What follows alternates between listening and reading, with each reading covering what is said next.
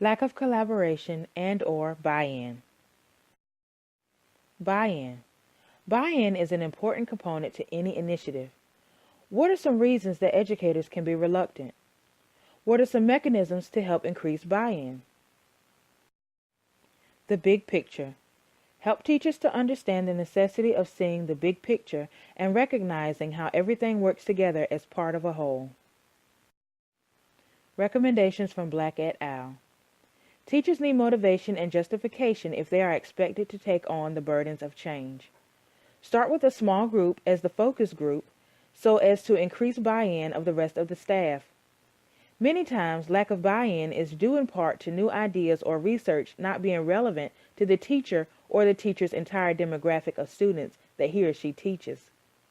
Daily practice runs much differently, unpredictable, and veer off the trajectory of the proposed lesson plan than the control conditions of PLCs. Recommendations from Black et al. Continued. The diversity in classrooms calls for differentiation, which can sometimes be hard to do, begging for a proposed starting point.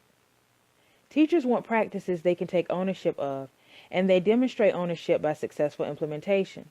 Therefore, teachers need practices that can be adapted to fit their beliefs, needs, and their students' needs. Do not become offended or discouraged, but rather provide alternatives for teachers to try when putting the PLC material into practice. Educators are more likely to support initiatives that follows clear theoretical construct, an idea highly regarded as how things should be done. Collaboration.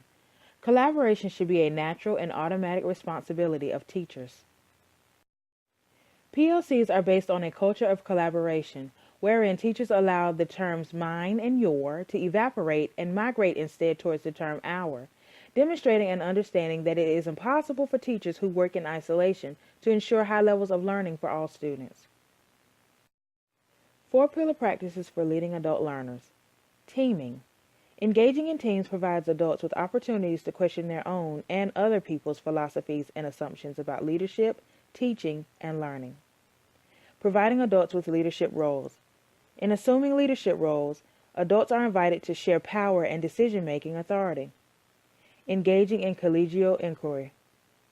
Sharing dialogue that involves reflecting on one's assumptions, values, commitments, and convictions with others as part of the learning process.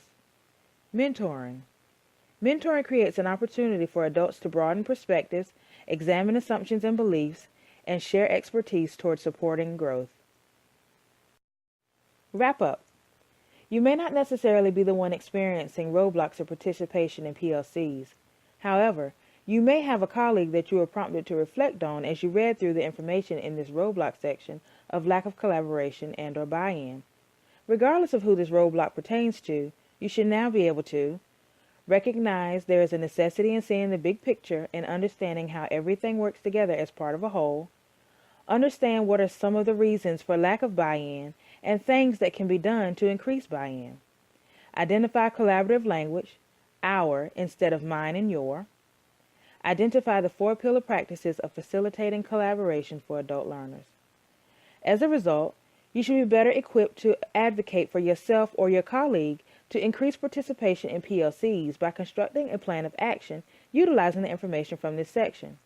Remember, the ultimate goal of PLCs is collaboration and sharing of professional knowledge and experience to help each other grow both personally and professionally.